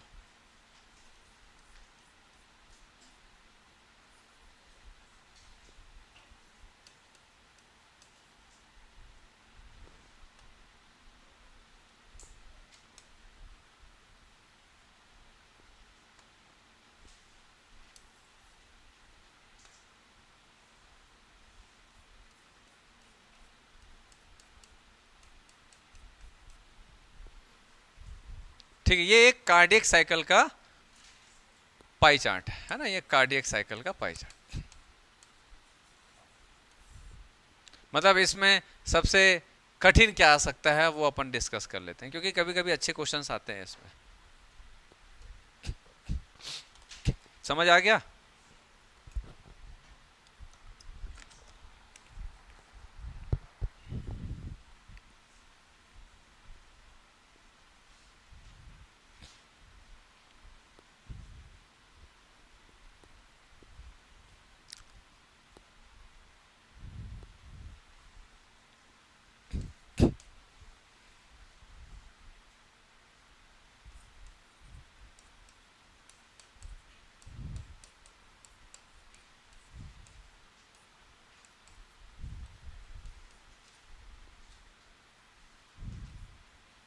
ध्यान से देखना है ना कहाँ क्या क्या मैं मार्किंग कर रहा हूँ।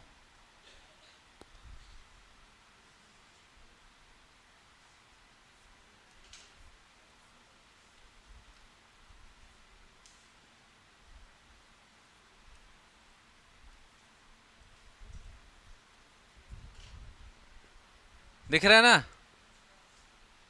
दिख रहा है ना? हाँ चलो। क्या हो गया बेटा? ज्यादा हो गया है क्या?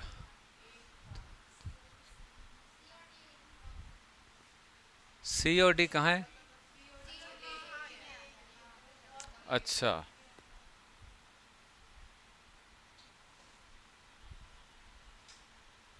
कितना अच्छा है टेक्नोलॉजी का इस्तेमाल। हाँ बोलो। B C D E F G H I J K L M N O P. ठीक है, चलो अब अपन क्वेश्चन देखते हैं।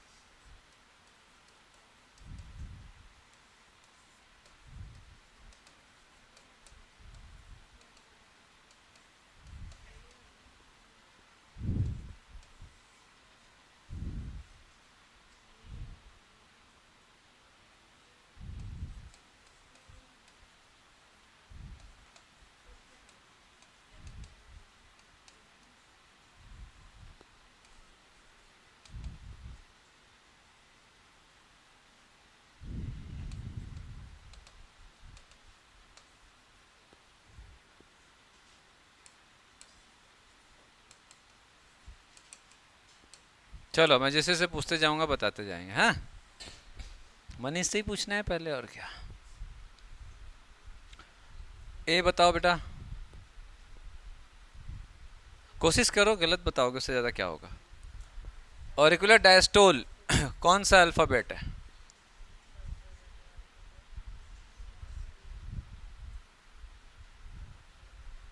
ये एक कार्डियक साइकिल है ना। मैंने ये बता दिया है कि भाई आउटर वाला जो है वो ऑरिकल है, ऑरिकल का साइकिल है, अंदर वाला वेंट्रिकल का साइकिल है ना। तो बताइए ऑरिकुलर डायस्टोल कौन सा है, कौन सा अल्फाबेट होगा इसमें? समझ तो आ रहा है ना ये? अब वही तो समझना है।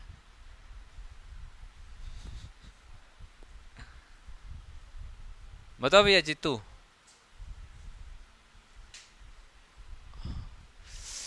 जीतू बोल रहा है एफ।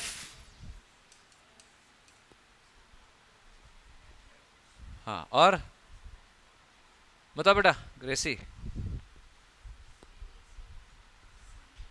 सी है? अरे बाबा ऑप्शन थोड़ी ना बताना है। ऑरिकुलर ये सारे क्वेश्चन है, ये सब क्वेश्चन है।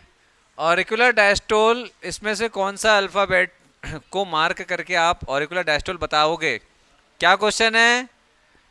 ऑरिकुलर डायस्टोल या ऑरिकुलर सिस्टोल, ठीक है, कौन से अल्फाबेट के द्वारा रिप्रेजेंट किया जाता है, या कौन सा अल्फाबेट के द्वारा रिप्रेजेंट किया जाएगा?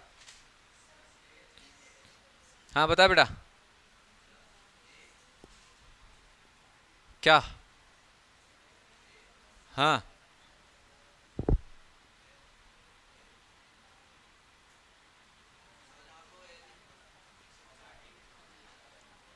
हाँ, ए बता बेटा। बी होगा। हाँ बता बेटा। हाँ बेटा।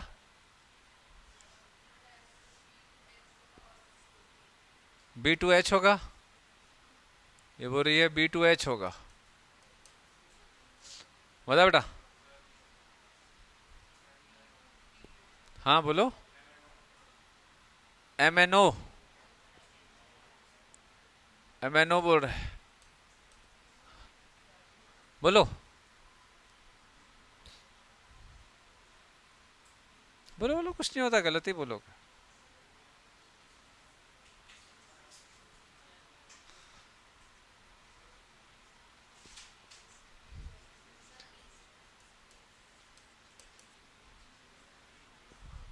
हाँ बोलो, कब बोलोगे?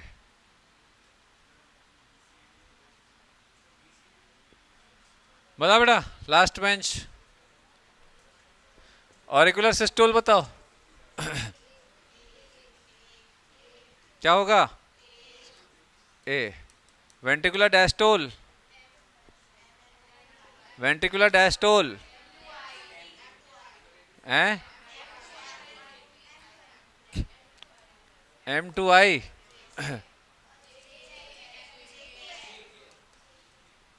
JK cement. जॉइंट डायस्टोल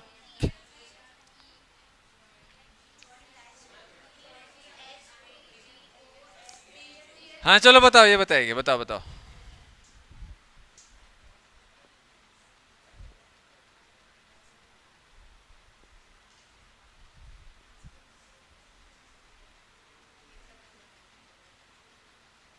हाँ बोलो, जॉइंट डायस्टोल बताओ।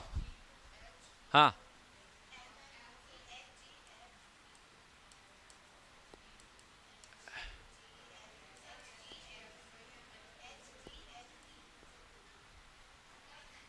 अच्छा, FGHGFE।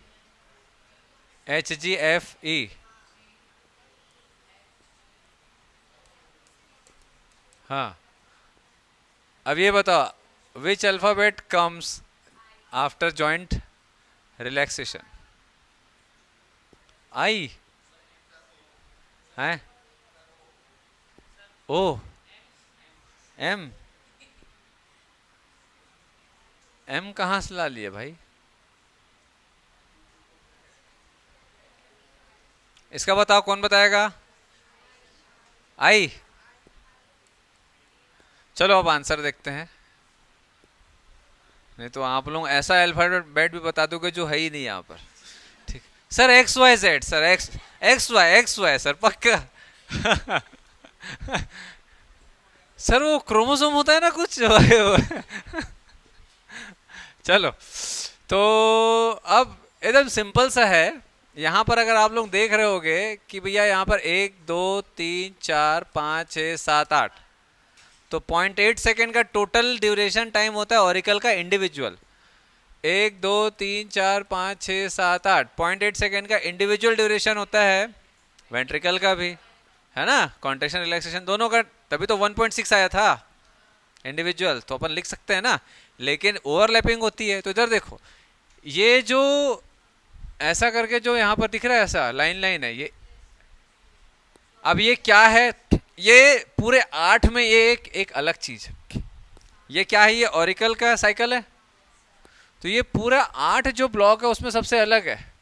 तो भैया 0.8 सेकेंड में ऑरिकल में 0.1 सेकेंड पे क्या होता है कुछ अलग? Auricular contraction. तो भैया ये क्या बता रहा है? Auricular systole. समझ आया? ये 8 जो ब्लॉक है उसमें, ये 8 में ये 1 2 3, ये 3 अलग है, बाकी 5 अलग है। तो इसका मतलब ये तीनों JKL वेंट्रिकुलर सिस्टोल को बता रहा है। समझ आया? आप देख सकते हो कि वेंट्रिकुलर सिस्टोल जब हो रहा है उसी समय ऑरिकल रिलैक्स मोड पे।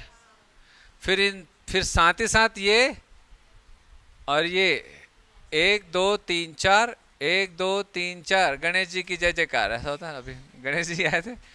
तो ये जो 4.4 सेकेंड का ये ड्यूरेशन, 0.4 सेकेंड का ये ड्यूरेशन, इसी को तो जॉइंट डायस्टोल। तो जॉइंट डायस्टोल में क्या क्या आएगा? MNOP EFGH। तो joint diastole MNOP EFGH joint diastole होगा ना। इतने में तो हो रहा है कॉन्ट्रैक्शन 0.1 0.3, फिर उसके बाद 0.8 0.4, ये 0.4 ये दोनों का जॉइंट हो रहा है साथ साथ ना, ओवरलैपिंग है। समझ आया? क्लियर है? Then alphabet just comes after joint relaxation. अब मुझे बताओ, इधर देखो, ये जॉइंट, इधर देखना मेरा हाथ, ये जॉइंट रिलैक्सेशन है। अब क्या आएगा? ए आएगा। समझ आया?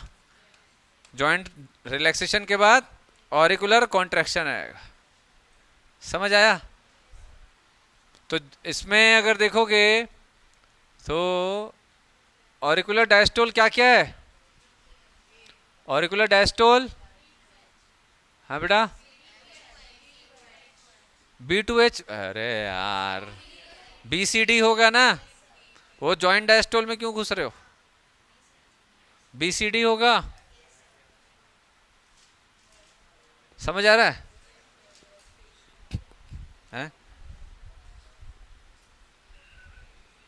उम्र बहुत, उम्र के साथ में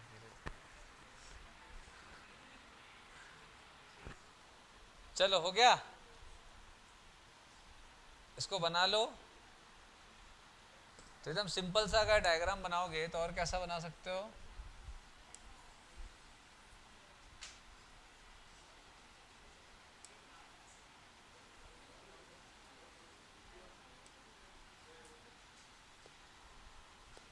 ये क्या होगा? Auricular contraction. जब ऑरिकुलर कॉन्ट्रैक्शन होगा तो वेंट्रिकल का कुछ नहीं होगा। अब ये ventricular contraction, ventricular contraction, ventricular contraction, ठीक है। और ये पूरा का पूरा यहां से लेकर के यहां तक जॉइंट डायस्टोल। सिंपल है? सिंपल है ना? समझ आ रहा है ग्राफ? चलो वेरी गुड। हाँ, वेंट्रिकुलर डायस्टोल किसको बोलोगे? ये देखना बेटा, वेंट्रिकुलर डायस्टोल ये वाला,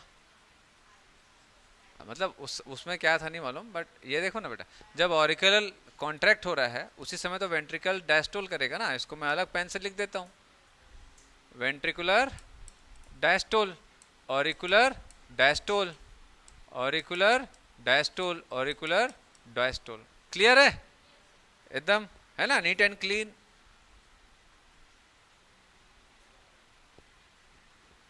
ये बहुत इंपॉर्टेंट है। कार्डियक साइकिल काफी अच्छे अच्छे क्वेश्चन आते हैं। पहले तो और अनाप शनाप क्वेश्चन आता था, अभी तो क्या है, लॉलीपॉप क्वेश्चन आता है। अभी लॉलीपॉप क्वेश्चन आता है, कार्डियक साइकिल का ड्यूरेशन क्या है। ऐसा दे देगा ना अगर ग्राफ, तो फड़फड़ा जाएंगे लोग फिर। पहले तो समझ ही नहीं पाएंगे कि ये है क्या, है ना, ये पाई चार्ट क्यों बना दिए भाई, ये क्या है ये। हाँ चलो अब, हाँ बोलो। ब्लड प्रेशर देखेंगे। हाँ बेटा, बैक साइड।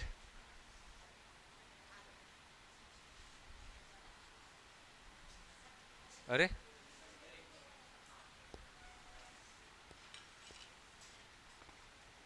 चलो ब्लड प्रेशर देखेंगे जल्दी से। हाँ सर, हाँ सर, सर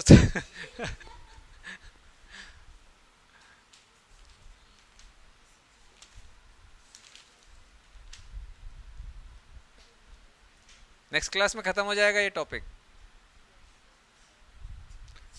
3-3 घंटे का लेते हैं तो दो दो लेक्चर में खत्म होता है। आप लोगों को रीड वीड कराने की जरूरत है क्या? अब नेक्स्ट वीक से हो जाएगी, चिंता मत करो, मिल जाएगा आज आप लोगों को, आज मिलेगा शेड्यूल, आज मिलेगा, हफ्ते का फिक्स मिलेगा। चलो हो गया बेटा। ये समझना इम्पोर्टेंट है, इसको प्रोसेस को, लिखा पढ़ी से ज़्यादा कुछ नहीं होता, सारा चीज़ बुक में है आपके, ठीक है।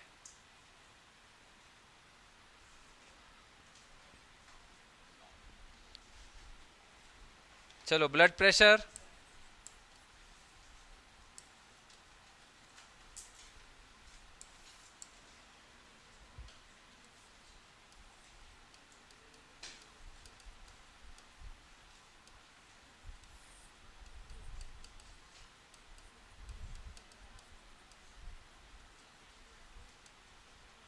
Systolic pressure upon diastolic. What is systolic pressure? जब हार्ट कॉन्ट्रैक्ट करता है तो ब्लड पंप करता है, तो कोई ना कोई तो प्रेशर आएगा, ठीक है। तो भाई ब्लड प्रेशर क्या होता है कि जैसे अगर आप देखोगे ये ब्लड वेसल है, ठीक है, ये ब्लड वेसल है, इसमें ब्लड फ्लो हो रहा है, ठीक, इसमें ब्लड फ्लो हो रहा है, इधर देखो।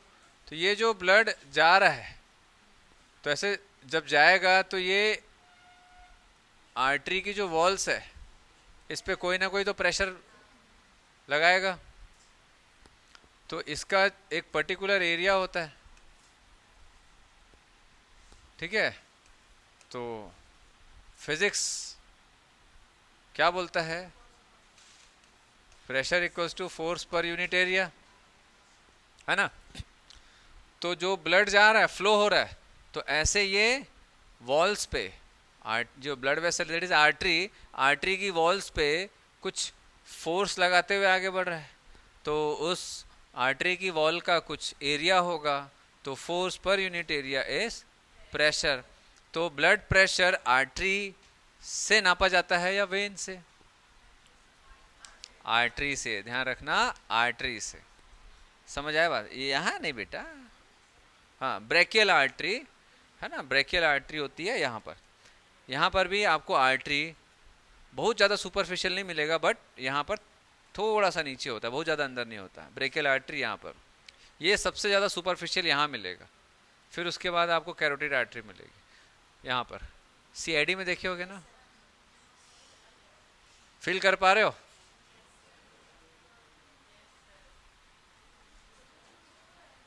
नहीं हो रहा है, नहीं हो रहा है, फील हो रहा है? देखो मैं जहाँ टच कर रहा हूँ वहाँ, ऐसा ट्रैकिया में मत करना। हाँ हाँ सर कुछ फील हो रहा है, हल्का हल्का हवा आ रहा है, तो ये आपका कैरोटिड आर्टरी। यहाँ पर होता है ब्रेकियल आर्टरी, ये रेडियल आर्टरी। तो रेडियल आर्टरी में पल्स देखा जाता है, समझ आ रहा है? चलो, कभी कभी यहाँ पल्स नहीं आता है, जब हार्ट रेट स्लो हो जाता है तो यहाँ पर नहीं आता, तो यहाँ पर मिलेगा, इसीलिए सीआईडी वाले यही देखते हैं सीधा। हाँ चलो, तो प्रेशर जो रहता है भैया हम आर्टरी में देखते हैं, क्योंकि हार्ट ब्लड को पंप आर्टरी में ही करता है। ठीक, यहाँ तक समझ आ गया बात? तो सिस्टोलिक प्रेशर मतलब और डायस्टोलिक प्रेशर। अब देखो, कई लोग ये सोचते हैं सर ब्लड पंप हुआ तो वो सिस्टोलिक प्रेशर है, यहाँ तक समझ आ गया। जब हार्ट रिलैक्स होगा तो फिर कैसा प्रेशर आएगा? तो फिर प्रेशर कहाँ से आया? अरे बाबा, हार्ट जो है यहाँ पर ब्लड को पंप किया एक बार, तो तेजी से हम सिस्टोलिक प्रेशर आया, और जब वो रिलैक्स कर रहा है तो क्या ब्लड रुक जाएगा क्या? चलो चलो जल्दी से धक्का मारो मेरे को। तो ब्लड तो फ्लो करेगा ही ना एक नॉर्मल फ्लो में भाई। न्यूटन का लॉ है ना, लॉ ऑफ इनर्शिया। मूव कर रहा है तो मूव करेगा ही जब तक फ्रिक्शनल फोर्स ना लगे। ठीक है, समझ आ रहा बात? ठीक है, तो भैया एक बार धक्का मारोगे तो जोर से धक्का लगेगा, वो सिस्टोलिक प्रेशर। उसके बाद वो बिना धक्का मारे जो अपने आप फ्लो हो रहा है लॉ ऑफ इनर्शिया के हिसाब से, तो वो रिलैक्सेशन के कारण जो हल्का फुल्का जो फोर्स लग रहा है इस ब्लड वेसल के वॉल पे, दैट इज डायस्टोलिक प्रेशर। समझ आ गया? ठीक है, तो प्रेशर जो रहता है उसके अलग अलग यूनिट्स होते हैं, है ना, पास्कल, बार, हाँ, mmHg अपन मैं बताया भी हूँ आप लोगों को रेस्पिरेटरी सिस्टम में। ठीक है, तो ये सिस्टोलिक प्रेशर होता है 120 mmHg और 80 mmHg। तो ये एक नॉर्मल ब्लड प्रेशर इतना आएगा। किसमें अपन मेजर करेंगे? Measure by sphygmomanometer. स्फिग्नोमैनोमीटर।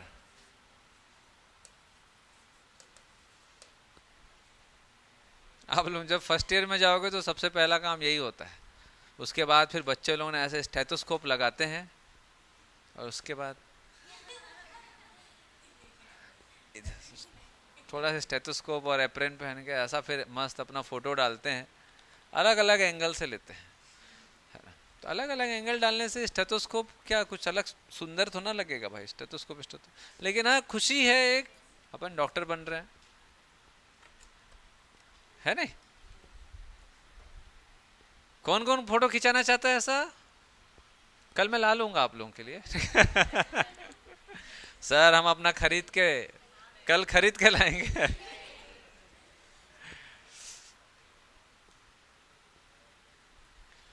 चलो, क्लियर है? तो भैया ब्लड प्रेशर के जो दो कॉमन डिसीजेज, हाइपरटेंशन और एक हाइपोटेंशन। टेंशन मतलब प्रेशर, और इसको हाई बीपी बोलते हैं अपन लोग, और इसको लो बीपी। किसी को है क्या लो बीपी? गर्ल्स को बहुत ज़्यादा रहता है, गर्ल्स में बहुत ज़्यादा लो बीपी वाले रहते हैं। कितने लोग हैं बता रहा हूँ, कितने लोग रहते हैं? कितने लोग हैं बताओ लो बीपी वाले? तीनों एक साथ रहने के कारण लो बीपी हुआ है या पहले से? तीनों एक साथ बैठे लो बीपी वाले। बेटा आप लोगों को अगर चक्कर वक्कर आएगा तो एक दूसरे को संभाल ही नहीं पाओगे। वो बेचारी खुद देख रहे हो उसको हालत, खाती पीती नहीं है, वो क्या संभालेगी? उसको संभालना पड़ेगा आप लोगों को संभालने के लिए। गर्ल्स में लो बीपी की प्रॉब्लम होती है मोस्टली, ठीक है, ड्यू टू एस्ट्रोजन हार्मोन। बहुत सारे हार्मोनल फैक्टर्स होते हैं उसके कारण, ठीक है। आपको हाई बीपी तो नहीं है? कुछ नहीं है ना? हाँ चलो, तो बेटा इधर देखो, इधर देखो, 140 से ऊपर और 100 से ऊपर, 90 कर लेते हैं, चलो। हाँ चलो, आप लोग बोलते हो तो 140/90 से ऊपर जाता है तो वो हाइपरटेंशन। इसका मतलब 120 से 140 के बीच में बफर पीरियड रहता है, मतलब 120 130 भी आता है जनरली। अगर मैं अभी का जनरेशन की बात करूं तो अभी हाइपरटेंशन थोड़ा सा है, तो अभी 136 130 और 140 के बीच में आजकल नॉर्मल आ रहा है। अगर आप 22-25 साल के यंग एडल्ट्स का अगर आप देखोगे ना, ठीक है, तो ब्लड प्रेशर आपको 130 भी मिलेगा, बहुत कॉमन है। 130/82 या 84 ऐसा मिलेगा, बहुत कॉमन हो गया। पहले 140 मतलब 130/104 मतलब 84 130/84, मतलब हिंदी बोल दे रहा हूँ तो आप लोग, कई लोगों को हिंदी नहीं आता है, तो अभी हिंदी दिवस था परसों, तो 130/84 भी अगर आता है तो टेंशन में आ जाते थे, ब्लड प्रेशर बढ़ गया करके। अब एकदम नॉर्मल हो गया, 140 तक नॉर्मल आ रहा है आजकल। ठीक है, जनरेशन बढ़ रहा है, लोग टेंशन में रहते हैं काफ़ी, खूब समझ आ रहा है, गुस्से में, भारी गुस्सा भरा रहता है आजकल के बच्चे लोगों को। कुछ बोल कुछ बोल दो थोड़ा सा तो माँ बाप को भी आंख दिखाना चालू कर देते हैं, ऐसे करते हैं आजकल। चलो, लो बीपी क्या होगा भैया? बिलो 140 कितना होगा? 110 से नीचे जब जाता है और 70।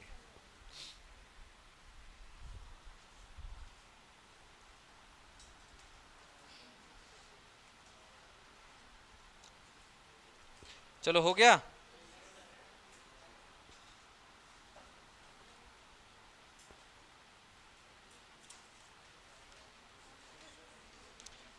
क्या हुआ? क्या? वो बाद में करेंगे। हाँ चलो हो गया। तो मेजर्ड बाय सिग्नोमेनोमीटर, ठीक है, एंड मेजर ऑन किस में? मेजर ऑन कौन से आर्टरी में? बताया तो था, ब्रैकियल आर्टरी। कौन सा artery? Brachial artery.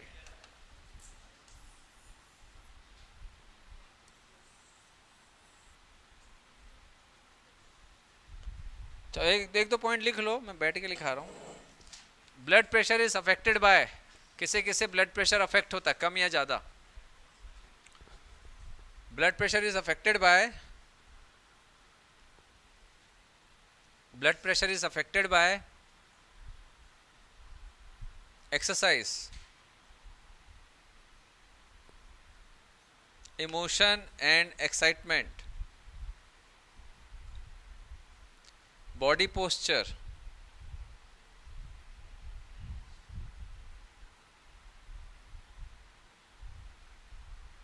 male and female,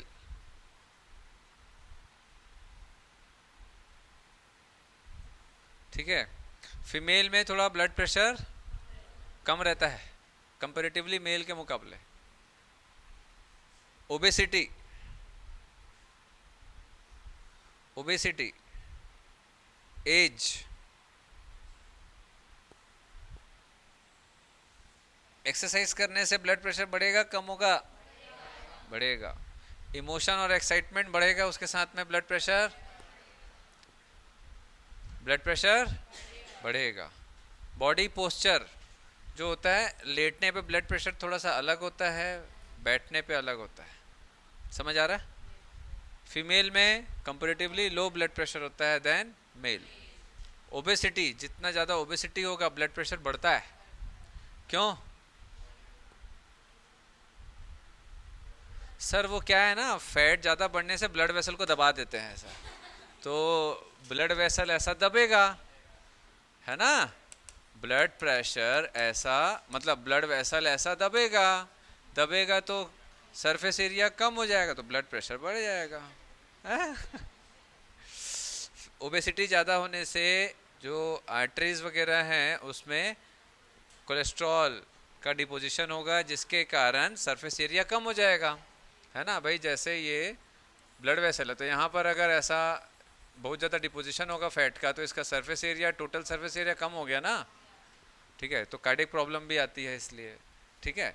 then age, higher the age higher the blood pressure. क्यों? एज के साथ में ब्लड प्रेशर का क्या रिलेशन है? देखो समझना कि जैसे जो ब्लड वेसल होता है, मैंने आपको बताया था कि जो हमारा ब्लड वेसल होता है, स्पेशली जैसे आर्टरी है, आर्टरी में ही ब्लड प्रेशर नापते हैं क्योंकि हार्ट ब्लड को पंप उसी में करता है। तो आर्टरी में 3 वॉल होती हैं, क्या क्या? ट्यूनिका एक्सटर्ना, ट्यूनिका मीडिया और ट्यूनिका इंटरना।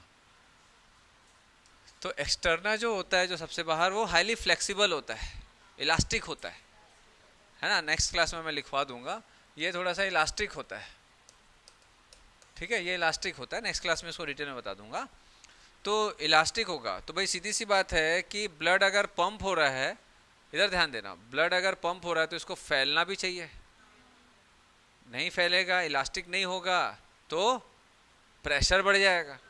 भाई अगर ये फैलेगा तो एरिया बढ़ जाएगा। आर्टरीज अगर फैलेंगी, ब्लड तेजी से आने के कारण आर्टरीज अगर फैलेंगी तो एरिया बढ़ जाएगा। एरिया बढ़ेगा तो ब्लड प्रेशर कम हो जाएगा। तो हमारे बॉडी में जनरली ऐसा होता है, ये जा रहा है तो ये फैल गया तो ब्लड प्रेशर नॉर्मल रहता है, बढ़ता कम होता नहीं है। समझ आ रहा है? लेकिन जैसे जैसे एज होते जाएगा तो इलास्टिसिटी कम होता जाता है क्योंकि कैल्शियम डिपोजिशन बढ़ते जाता है, ठीक है, पूरे वॉल्स में, आर्टरी की वॉल्स में। तो यहाँ पर क्या कैल्शियम डिपोजिशन होगा या फैट डिपोजिशन होगा, तो एज के साथ में इसकी इलास्टिसिटी कम होती है।